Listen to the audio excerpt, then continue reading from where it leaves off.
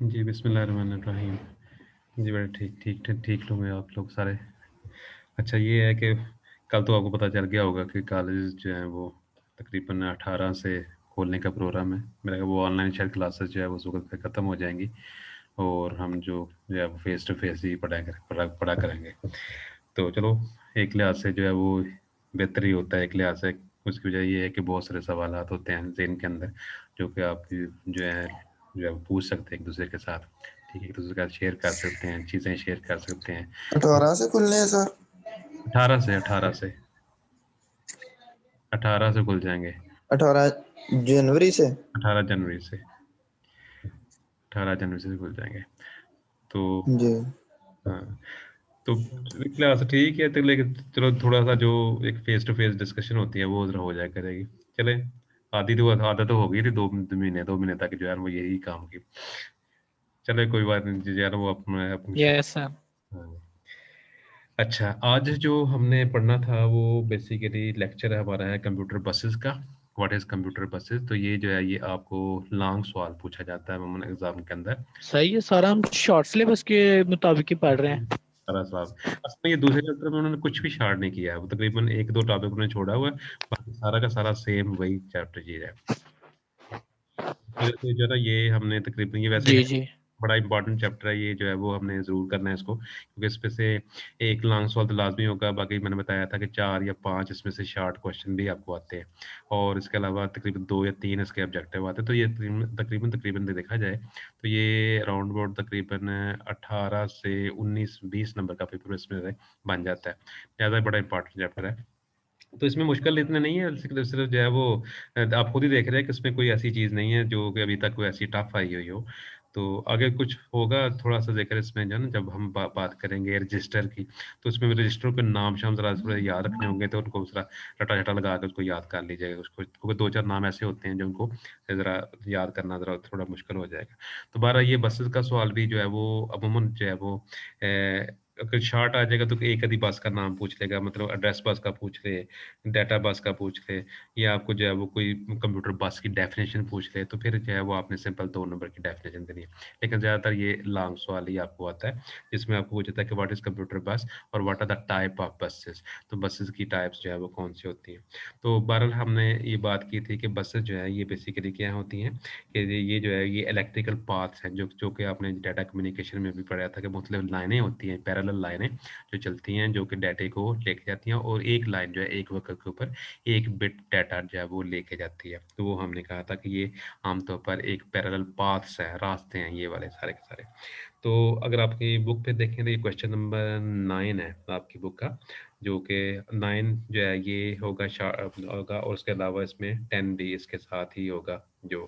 तो पहले मरहले के अंदर हमने उसको बताना है कि ये कंप्यूटर बसेस जो हैं वो क्या होती हैं।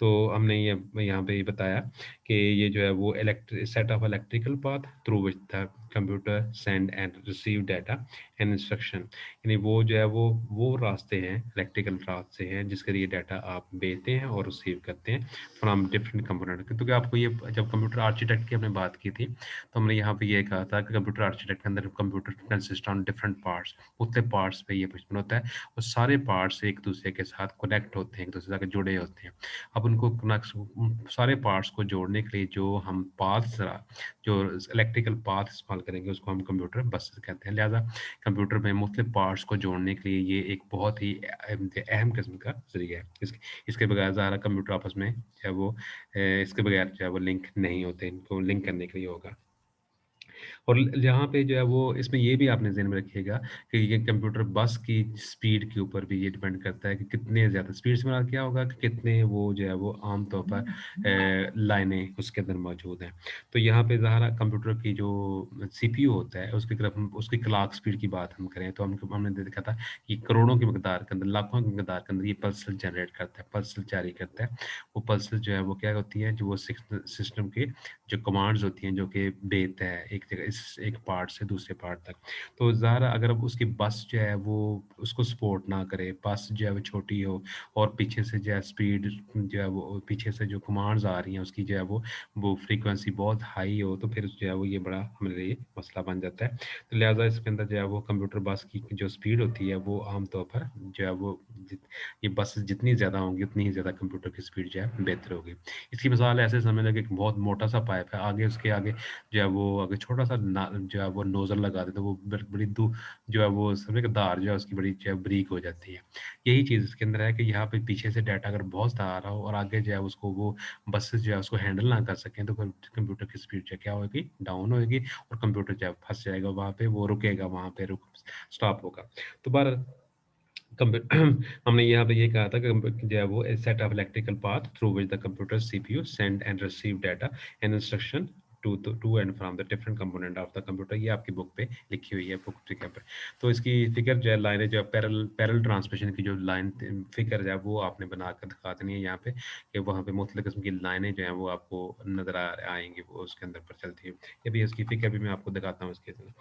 अच्छा, उसके बाद इसके अंदर जो मैंने बताया था कि इसकी कैपेसिटी डिफरेंट होती है। जो पहले दौर के अंदर जो इसकी स्पीड जो थी वो आमतौर पर 8 लाइनों की होती थी, फिर 16 की, 32 की, फिर उसके अलावा जो है वो उसके अंदर 64 की, और आजकल अगर देखा जाए तो ये 512 तक जो नॉर्मल सिस्टम है उसके अंदर ये मौजूद होती है। 512 लाइनें एक जो है वो लाइन पैरेलल लाइन जो है उसके अंदर मौजूद होती हैं। लेकिन जो है वो जो लेटेस्ट कंप्यूटर है, जो हमारे बड़े हाई लेवल के कंप्यूटर है, सुपर कंप्यूटर हो गया, मेन कंप्यूटर हो गया, वहाँ पे जो है ये आमतौर पर इसकी बसेस की तादाद जो है वो बहुत ज़्यादा होती है। और आपको ये पता है कि ये जितनी लाइनें मौजूद होंगी उसके अंदर एक वक्त के ऊपर एक बिट डाटा ट्रांसफर होता है, या वो 0 लेके जाएगा या वो 1 लेके जाता है। तो जितनी ज़्यादा जो है वो लाइनें मौजूद होंगी उतना ही डाटा जो है वो ज़्यादा ट्रांसफर होगा। अब जनरल तौर पर इसकी 2 टाइप्स हैं। जो बसेस की जो है अगर उसकी काइंड की बात करें तो 2 इसकी टाइप्स होती हैं। नंबर 1 इसमें एक्सपेंशन बस होती है और नंबर 2 जो है इसमें सिस्टम बस होती है। एक्सपेंशन जैसा नाम से ज़ा रहा है, एक्सपैंड करना, ठीक है? यानी ऐसी चीज़ जो कि सिस्टम के अलावा लगी हुई हो, मतलब कीबोर्ड हो गया, माउस हो गया, स्पीकर हो गया, माइक हो गया, या इसके अलावा जितनी भी चीज़ें हमने कंप्यूटर के साथ एक्स्ट्रा लगानी है, प्रिंटर आपका है, इसके अलावा स्कैनर है, जो भी चीज़ें आपने कंप्यूटर के साथ लगानी है, चाहे वो किसी भी पोर्ट में लगाएँ, किसी भी जगह अंदर उसकी जगह पे लगाएँ, वहाँ पे कंप्यूटर के साथ मुख्तलिफ किस्म के पोर्ट्स लगी होती है ना, पोर्ट्स के बाद क्या होगा, जहाँ पे वो तार हमने लगानी है, तो वो जो है उसको हम कहते हैं पोर्ट। तो वहाँ पे पोर्ट्स के साथ जितनी भी हम लगाएँगे, तो वो आम तौर पर जो है वो उसको हम कहते हैं एक्सपेंशन बस, जिसको जिसको हम अज़ाफ़ा कर रहे हैं उसके साथ। तो ये एक्सपेंशन बसेस जो हैं बेसिकली उसकी जो है वो अज़ाफ़ा कर रही हैं, उसके साथ जोड़ रही हैं उसको दूसरी डिवाइसेस को। तो लिहाज़ा एक्सपेंशन बस क्या होगी, जनरली मैंने बताया जनरली तौर पर ये 2 तरह की होती हैं, एक्सपेंशन बस और दूसरी सिस्टम बस। तो एक्सपेंशन बस जो है उसने कहा कि ये जो है वो क्या होती है, एक्सटर्नल बसेस भी इसको कहते हैं, और आम तौर पर these buses connect the peripheral device. Peripheral तो आप जो ही लफ्ज़ पेरिफेरल का आएगा उसके बाद क्या होगा, कीबोर्ड हो गया, माउस हो गया, हार्ड डिस्क हो गई, ये दूसरी जितनी भी डिवाइसेस हैं, मॉडेम है, इसके अंदर जो है वो आ जाता है, मॉनिटर इसमें आ जाता है, प्रिंटर इसमें आ जाता है, ये सारी पेरिफेरल डिवाइसेस कहलाती हैं।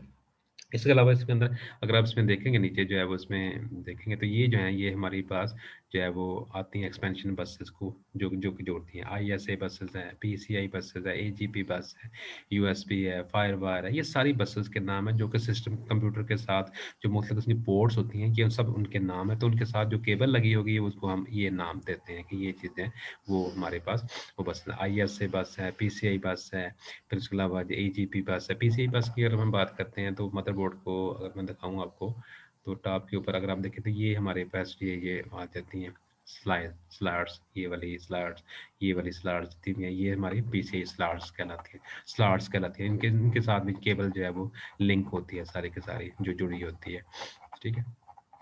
तो बहरहाल ये जो है ये हमारी स्लॉट्स की हम बात करते थे, तो ये जो है ये हमारे पास इनको सबको क्या कहते हैं, एक्सपेंशन बसेस कहते हैं। अब नेक्स्ट इसमें अगर देखें तो सिस्टम बसेस जिसको हमने कल भी डिस्कस किया था कि जो मदरबोर्ड के ऊपर जो मुख्तलिफ किस्म की लाइनें मौजूद होती हैं वो सारी की सारी क्या हमारी क्या कहलाती हैं, उसको हम आमतौर पर सिस्टम बस कहलाते हैं। यानी जो है वो सिस्टम बस आल्सो कॉल्ड द इंटरनल बस, अंदरूनी बसेस जो होती हैं। ये आप देखिए ये सारी ये पोर्ट्स आपको दिखाई है ना, ये सारी सिस्टम के पीछे लगी होती हैं, इस तरह की पोर्ट्स होती हैं। हैं, इनके साथ मुख्तलिफ तरह की ये चीज़ें लगी थी। ये इन सब के साथ जो है केबल जो तारे हैं वो लिंक कर रही हैं किसके साथ, मदरबोर्ड के साथ। अब ये जो तारे जो इसके साथ जोड़ रही हैं, इन सब को हम आम तौर पर जो है वो बसेस के साथ ही जोड़ते हैं एक दूसरे के साथ।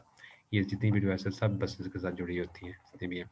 अच्छा, तो इसके अंदर जब हम देखें सिस्टम बसेस ने कहा इसका जो है इंटरनल बस भी होती है और सिस्टम बस जो है वो are part of the motherboard, motherboard का ये हिस्सा होता है, मदरबोर्ड के ऊपर ये मौजूद होती है।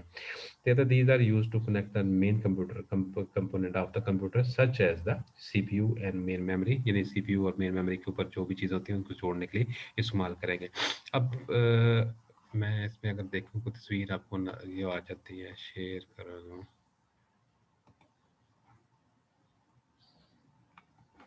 बस का एक मिनट,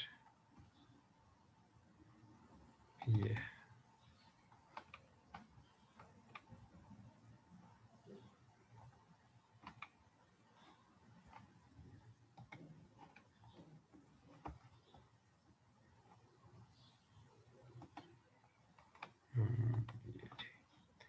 अच्छा, तो ये मैंने एक आपके साथ शेयर किया है। ये देखिए एक प्रोसेसर है, छोटी सी चिप लगी हुई है और मदरबोर्ड के ऊपर जो है वो ये चीज़ आपको नज़र आ रही है। इसके साथ आप देख रहे हैं कि तरह-तरह की ये जो है वो एक लाइनें जो है वो निकल रही हैं सिस्टम के अंदर। तो इस तरह की जो बसेस होती हैं, ये जो पैरेलल लाइन्स होती हैं, इनको हम सबको जो है वो क्या कहते हैं, सिस्टम बसेस कहते हैं, जो सिस्टम के अंदर मजरी पड़ी हैं। और ये आप देख रहे हैं मुख्तलिफ किस्म के यूनिट्स को ये लिंक कर रही हैं, इनमें से तारें निकलती हैं और मुख्तलिफ तरह का निकलती हैं। बहरहाल कहने का मतलब ये होगा कि ये जो हमारे पास जो मुख्तलिफ तरह की जो केबल्स होती हैं वो जो हमारी नज़र आपको आएँगी, वो सारी की सारी वो आ जाती हैं इसके अंदर जो है वो अ, अच्छा जी, शेयर मैं दोबारा कर देता हूँ इसको। अच्छा, अच्छा। अच्छा, तो यहाँ पे जो सिस्टम बसेस हमारी होंगी वो मदरबोर्ड के ऊपर जो लाइनें पैरेलल लाइन होंगी वो हमारी वो इंटरनल बसेस कहलाती हैं। अब आम तौर पर ये जो हमारी सिस्टम बसेस हैं इसकी फर्दर 3 हम इसकी कोशिश 3 इसकी किस्में हैं। जो क्या होगी, तो ये जो है वो तकरीबन टाइप ऑफ बसेस के अंदर देखें, नंबर 1 डेसा बस है, एड्रेस बस है और कंट्रोल बस। इसके अंदर से ऑब्जेक्टिव भी बाज़ औक़ात आपको पूछे जाते हैं कि डाटा बस जो है वो carry the data in the both direction, single direction, नन होगा, इस तरह की ये चीज़ें आपको पूछा जाएगा कि डाटा बस जो है वो डाटा किस तरह लेके जाती है, एड्रेस बस कैसे होती है, कंट्रोल बस जो है वो कैसे होती है, तो ये चीज़ आपने देखनी है। तो डाटा बस की हम पहले बात करते हैं कि डाटा बस क्या है। जिसका नाम से ज़ाहिर है, data is used to transfer the actual data, जो डाटा ट्रांसफर करने के लिए इस्तेमाल करेंगे। तो इसमें अगर देखें तो इसमें टाइप ऑफ जो system bus which is used to transfer the data between the different component of the computer, जो कंप्यूटर में मुख्तलिफ डाटा को लेके जाने के लिए इसको इस्तेमाल करते हैं, वो डाटा बस कहलाती है। और it connect the CPU, memory unit और अदर हार्डवेयर कंपोनेंट जो है उसको मदरबोर्ड के उसको ये जोड़ती है। डाटा बस की जो अगर इसकी जो है वो आम स्पीड इसकी देखें तो वो आमतौर पर पैरेलल लाइंस होती हैं जो कि आपको ये नज़र आती हैं। 8 की हो सकती है, 16 की है, 32 की, 64 की, जिससे मैंने कहा 256 की, 512 बाइट्स की, 512 लाइनों की जो है वो ये डाटा बस हो सकती है। तो जितनी ज़्यादा जो है वो लाइनें ज़्यादा होंगी उतना ही डाटा वो ज़्यादा कैरी करेगी। और ईच लाइन जो है वो ऑन एक वक्त के ऊपर 1 बिट डाटा जो है वो लेके जाते हैं, ये आपको पता है। ये डाटा बस जो है वो जो कि 64 की अगर होगी तो वो 64 बिट डाटा लेके जाएगी, 8 बाइट का डाटा लेके जाएगी। जो 512 की होगी वो ज़ाहिर है उसमें उसको जो है वो 512 बिट डाटा ट्रांसफ़र करेगी। तो ये जो आम तौर पर डाटा बस के लिए आपने हमेशा याद रखना है कि ये आम तौर पर बाई डायरेक्शनल होती है। बाई डायरेक्शनल का मतलब क्या होगा? यानी 2 जो कि डाटे को दोनों तरफ लेके जाती है, बाई डायरेक्शन। ये जो है वो बाई डायरेक्शनल होती है आमतौर पर, ठीक है। यानी इसका मतलब क्या होगा कि ये दोनों तरफ डाटे को ये लेके जाएगी, डाटा लेके भी जा रही है और डाटा लेके भी आ रही है। तो ये जो है अगर आपको ऑब्जेक्टिव में सवाल आपको आ जाता है कि डाटा बस क्या होगा, तो आपने बताना ये बाई डायरेक्शनल है, यानी दोनों तरफ लेके जाएगी। It means that the data can be जो है send and receive through the जो है वो दिस इलेक्ट्रिकल पाथ, जो है वो सेंड एंड रिसीव दोनों चीज़ें ये करेगा। दूसरे नंबर पे आ जाते हैं, हमारे पास एड्रेस पास है। ज़ारा जितना एड्रेस, जब हम एड्रेस की हम बात करते हैं तो उसके अंदर ज़ारा सीपीयू इन्वॉल्व हो जाएगा, सीपीयू इन्वॉल्व हो जाएगा। सीपीयू को ये पता होता है कि कोई चीज़ उसने जो है कहाँ पे रखी होती है। और यही चीज़ जो है वो हमने रैम में भी बात की थी कि रैम के अंदर मुख्तलिफ किस्म के सेल्स होते हैं और हर सेल का एक एड्रेस होता है। और जब कलेक्शन ऑफ जो है वो डिफरेंट सेल्स जो है वो आम तौर पर हम जो है वो उसके अंदर एक जो है वो यूनिट बनाते हैं जिसका एक खास एड्रेस तो कहते हैं 8 सेल्स को मिलाकर 8 सेल को मिलाकर एक जो यूनिट बना लेंगे तो उसका एक एड्रेस हो जाएगा। इस तरह जो है वो मतलब हार्डवेयर जिसके अंदर भी आमतौर पर जो हमने देखा था कि वहाँ पे भी चीज़ें जो होती हैं वो किसी ख़ास एड्रेस के तहत होती है। तो ये जो एड्रेस होती है ये सब एड्रेस का जो है वो ज़िक्र हमने जो है वो हमने एड्रेस बस ये एड्रेस बस तक वो लेके जाती है कोई चीज़ जो है वो कहाँ पे रखी हुई है। रैम में कहाँ पे रखी हुई है, प्रोसेसर में वो चीज़ जो है उसको कंट्रोल यूनिट जो है उसको पता होता है इस चीज़ के बारे में, उसका एक टेबल जो है वो बना होता है इसके अंदर, वो चीज़ करेगा। अब इसमें एड्रेस बस देखें क्या होगा, ए टाइप ऑफ सिस्टम बस which is used to carry the addresses information of the different component of the memory location। Memory location के अंदर आपकी जो है इंटरनल मेमोरी भी आ जाएगी और मेमोरी लोकेशन के अंदर आपकी एक्सटर्नल मेमोरी दोनों आ जाएंगे। तो ये क्या होगा, ये आमतौर पर एड्रेस इंफॉर्मेशन को होल्ड करता है, एड्रेस इंफॉर्मेशन को जो है वो लेता है, जो कि जो है वो मेमोरी लोकेशन की होती है जहाँ पे डाटा पड़ा होता है या वहाँ पे बता जो मौजूद होती है। तो इसको कहेंगे आप the computer is called the address bus. कहते हैं कंप्यूटर आता जब वो computer is assigned a unique ID, कहते हैं कंप्यूटर के अंदर जो भी चीज़ होती है उसको एक खास आईडी जो है एक नंबर दे दिया जाता है। This ID is called the address of that component, उस एड्रेस का वो उस कंपोनेंट का वो एड्रेस कहलाएगा। when the computer component want to communicate with another component, जब एक कंप्यूटर कंपोनेंट दूसरे कंप्यूटर के साथ कम्युनिकेट करना चाहता है, it use address bus to specify the address of that component. फर्ज करें सीपीयू ने जब प्रिंटर को कहना है कि जी प्रिंट करो, तो वो ज़ाहिर है वो जो चीज़ है होगी वो एड्रेस बस के थ्रू उसको जो है ये प्रोवाइड करेगा, ये चीज़ें होती हैं। तो suppose CPU want to read the data from the specific location of the memory, कहता है फर्क करें सीपीयू जो है वो रैम में से कुछ चीज़ जो है डाटा लेना चाहता है, it place the address of that memory location. तो क्या ये एड्रेस बस के ऊपर वो एड्रेस लगा दे कि फलां जगह पे वो चीज़ जो है वो मौजूद है, उसका एड्रेस उसको तक तो उसको लगा देगा। This address is carried to the memory, और ये एड्रेस उसको मेमोरी तक लेके चला जाएगा।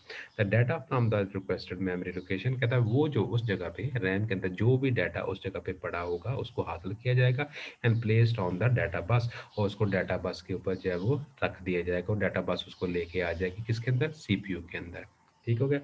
और जो कहते हैं डाटा फ्रॉम द जो है वो requested memory location is fetched and placed on the data बस, in this way the CPU read the data from the data बस। इस तरह सीपीयू जो है वो डाटा बस से डाटा पढ़ लेता है। तो आपकी बुक पे एग्जांपल लिखी है, बड़ी सिंपल सी और बड़ी आसान सी लिखी हुई है कि जब भी उसने जो है वो फर्ज करें सीपीयू ने डाटा पढ़ना है किससे, रैम से, तो रैम का वो एड्रेस जो है वो एड्रेस के बारे में जो इन्फॉर्मेशन होगी वो किस जगह पे होगी, एड्रेस बस में। एड्रेस बस में अंदर उसकी होगी data.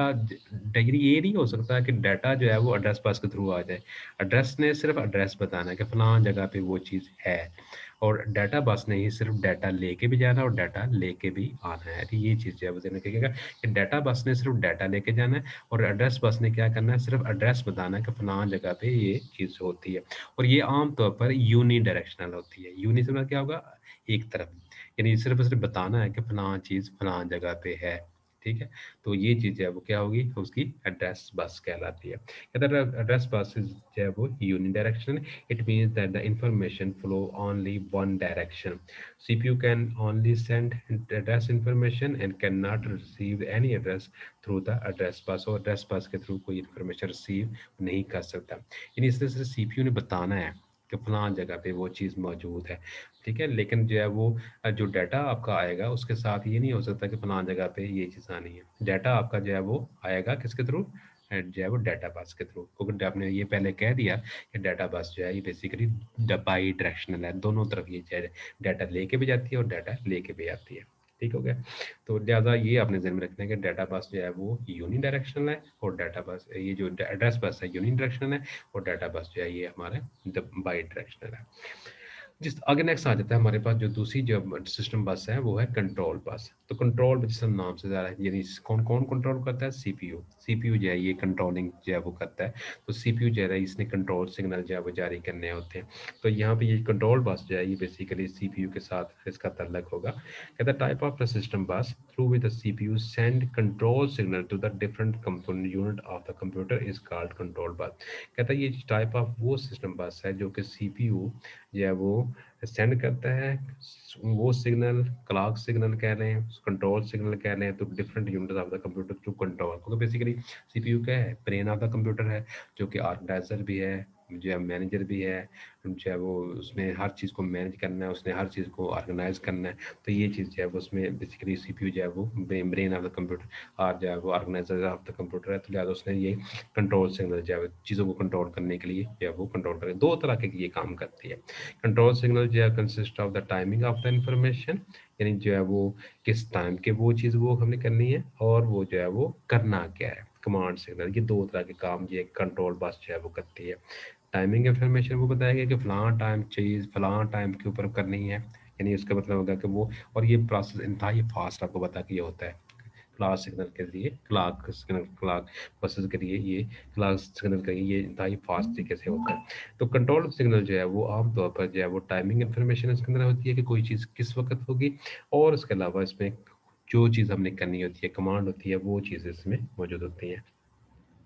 Timing information specify the time for which a device or the unit can use data bus and address bus। कहता है उसमें टाइमिंग इन्फॉर्मेशन कहते ये चीज़ होगी कि जिसने डाटा बस और एड्रेस बस किस वक्त उन्होंने यूज़ करके अपना काम जो है वो कंप्लीट करना है। और कमांड सिग्नल जो है specify the type of operation that to be perform, और कमांड सिग्नल ये बताती है कि कौन सा काम जो है वो करना है। मतलब प्रिंटिंग करनी है तो वो क्या होगा, प्रिंटिंग के लिए जो है वो सीपीयू ने जो है वो ये टाइमिंग बताई हुई है कि फलां टाइम के ऊपर ये एड्रेस बस भी इस्तेमाल होगी और जो है डाटा बस भी इस्तेमाल होगी, और फिर जो है वो जो काम करना है वो प्रिंटिंग का होगा, वो चीज़ इसमें बता दी जाएगी।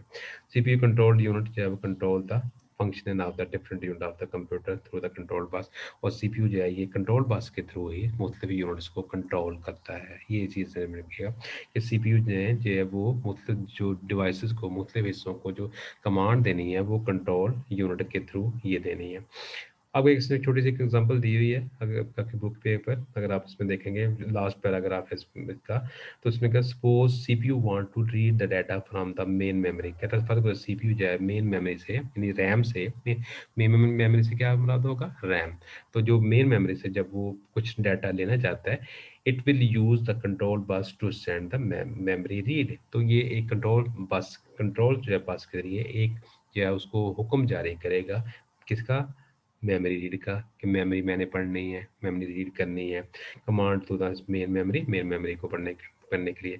The control bus is also used to transmit other control signal like acknowledgement, यानी ये जो है सिग्नल, ये जो है कंट्रोल बस जो होती है ये क्या होती है, आमतौर पर जो है एक्नॉलेजमेंट जो है वो उसको भी कंट्रोल करती है। यानी जो चीज़ आपने रिसीव कर ली है उसकी एक रसीद भी जारी होती है कि ठीक है अभी आप हमने आपका हुक्म मान लिया, ये हुक्म जो है मानता है, क्योंकि बेसिकली वो बॉस है ना।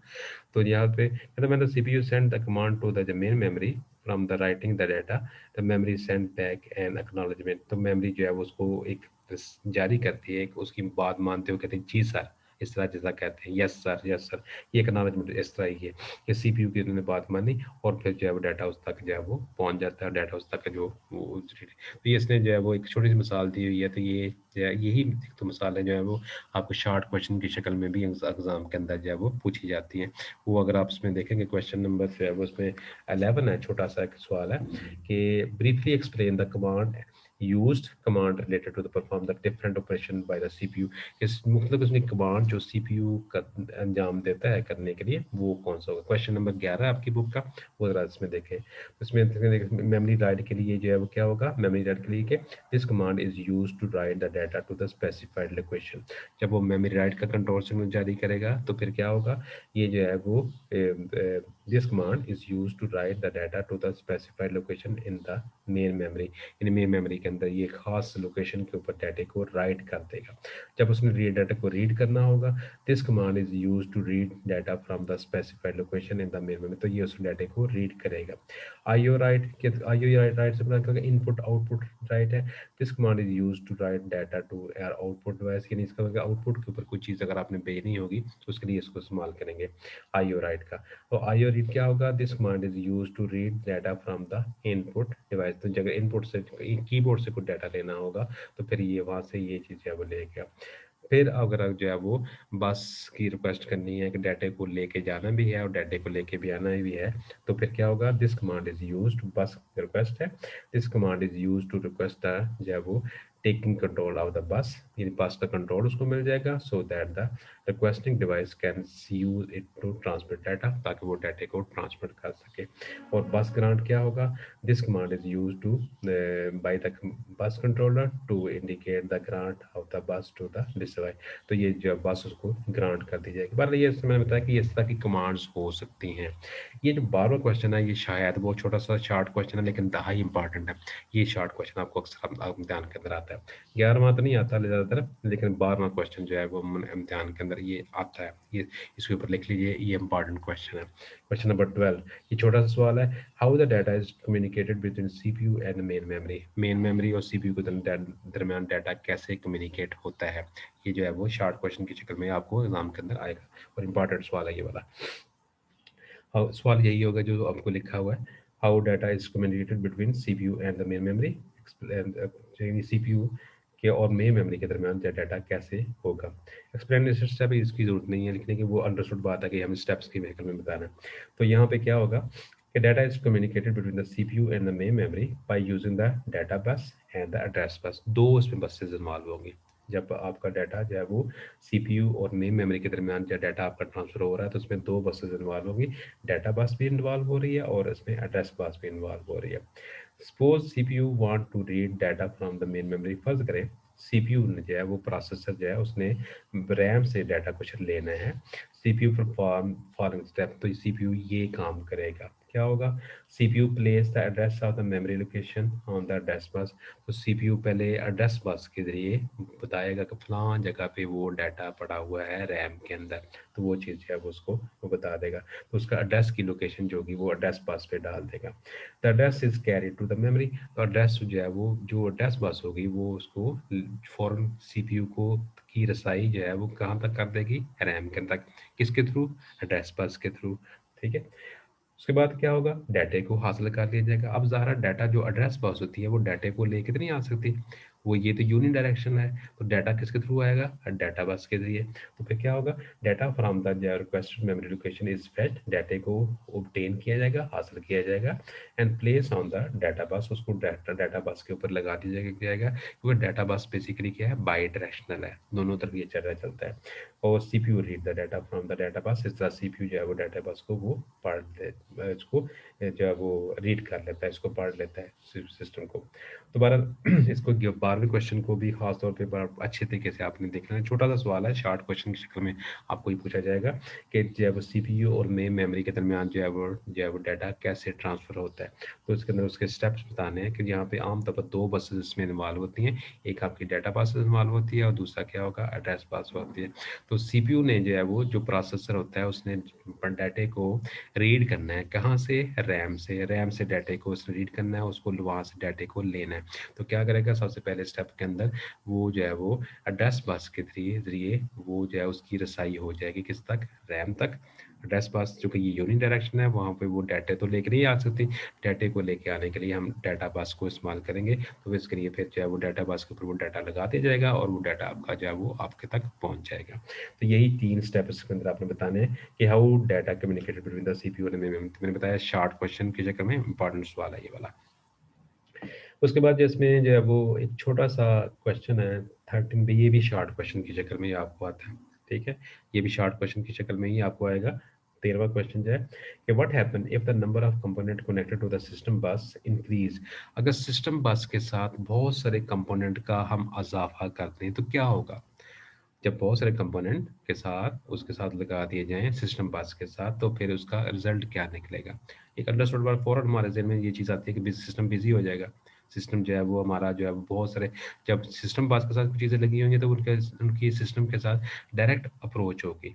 तो फिर जो क्या होगा कि वो सिस्टम बस के साथ जब जो सिस्टम जुड़े होंगे तो वो सारे एक दूसरे सिस्टम बस तक रसाई की कोशिश करेंगे और सिस्टम आपका स्लो डाउन हो जाएगा। अब इसी को रीड करते हैं। कहते हैं एज द नंबर ऑफ जो है वो, यानी as the number of the components connected to the system bus increase, then more component will be trying to use the system bus।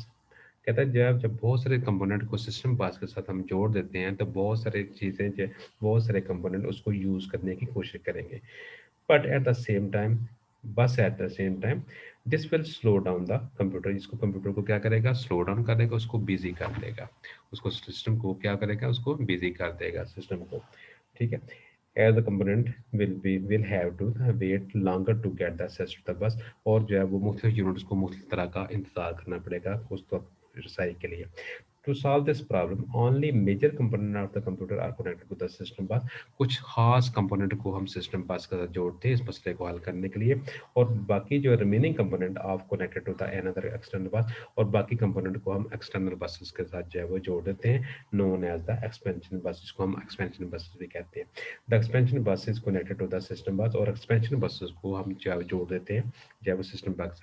इसका मतलब ये होगा कि जो है वो एक्सपेंशन बसेस के साथ जो है वो चीज़ों को जोड़ देंगे, ये वाली चीज़ बसों को हम जोड़ देंगे दूसरे के साथ, और इसको एक्सपेंशन बस को जोड़ेंगे सिस्टम बस के साथ। तो डायरेक्ट जो कंपोनेंट होंगे कीबोर्ड की, माउस की या दूसरी चीज़ की, डायरेक्ट रसाई जो है वो सिस्टम बस के साथ नहीं हो रही। सिस्टम बस जो है अगर उसकी मैं देखता हूँ इसमें अगर आपको शक्ल नज़र आ जाए तो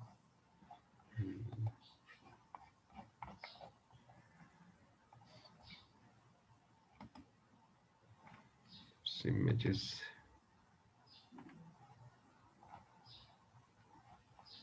ये ये सारी आपको नज़र आ रही है, इसमें शेयर कर देते हैं, नो शेयर।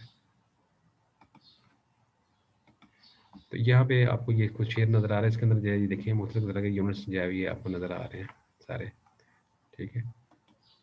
तो इसमें ये सारे मुख्तलिफ कंपोनेंट्स के साथ मुख्तलिफ किस्म की केबल जो है ये लिंक हुई हैं सारे, ये मदरबोर्ड के ऊपर ये पाथ्स हैं, रैम राम के, ये सारी बसेस के साथ जुड़ी होती हैं, आपस में लिंक होती हैं, ठीक है।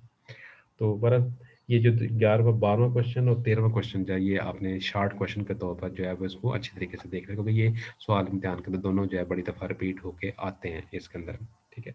तो कल हम इंशाल्लाह जो है वो क्वेश्चन नंबर 14 जो है वो इनपुट और आउटपुट यूनिट जो है उसको हम देखेंगे, और फिर जो है वो आगे जो है फर्दर इसमें देखेंगे कि इसमें कौन कौन से पार्ट्स होंगे। यही जो है वो ज़्यादा जो है इस चैप्टर के यही सवाल जो है ज़्यादातर जो है वो थोड़े से डिफ़िकल्ट कह लें इसको, अदरवाइज़ बाकी जो है सवाल तकरीबन जो है वो सिंपल है इसके अंदर। तो ये इसके अंदर जो है वो आपने करना है इसके अंदर। तो कल इंशाल्लाह फिर जो है वो हम इसमें फर्दर जो है वो करेंगे आईओ यूनिट के बारे में।